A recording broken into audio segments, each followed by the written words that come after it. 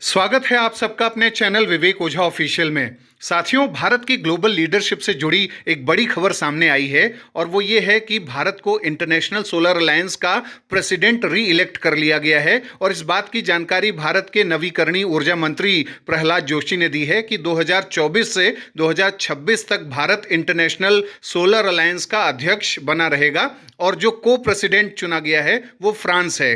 Granada को replace करके सह अध्यक्ष का पद जो है फ्रांस को मिला है। और इसके साथ साथ इंटरनेशनल सोलर अलायंस की स्टैंडिंग कमेटी ने 8 वाइस प्रेसिडेंट भी चुने हैं। दुनिया के 4 जियोग्राफिकल रीजन्स यानी भौगोलिक क्षेत्रों से दो दो कंट्रीज को वाइस प्रेसिडेंट के रूप में चुना गया है।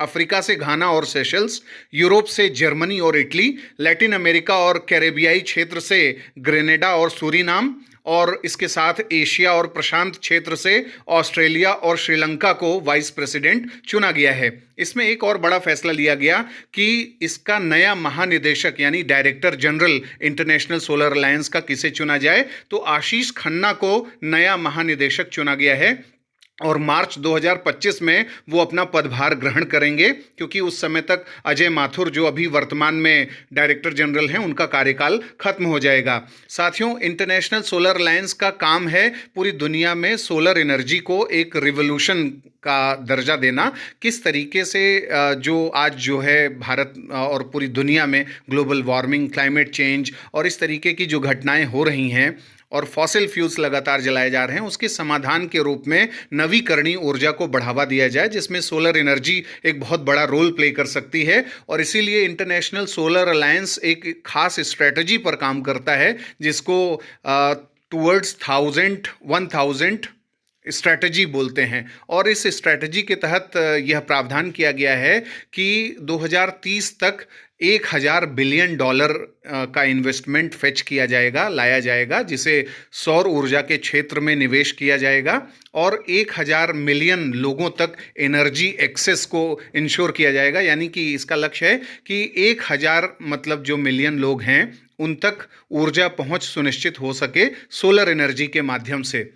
और इसके साथ साथ इस स्ट्रेटजी में 1000 गीगा टन जो है सोलर एनर्जी कैपेसिटी को जनरेट करने का भी लक्ष्य रखा गया है। और अगर ऐसा काम किया जाता है तो इंटरनेशनल सोलर अलायंस का मानना है कि 1000 मिलियन टन कार्बन डाइऑक्साइड उत्सर्जन कम करने में इससे मदद मिलेगी।